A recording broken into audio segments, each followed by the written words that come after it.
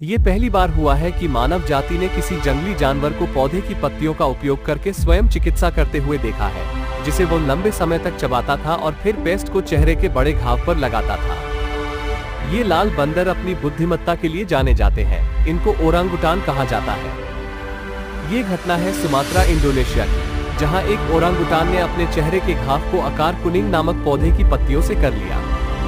अकार कुनिंग एक anti inflammatory और एंटी बैक्टीरियल पौधा है, जिसका उपयोग स्थानीय लोग मलेरिया और मधुमेह के उपचार के लिए करते हैं।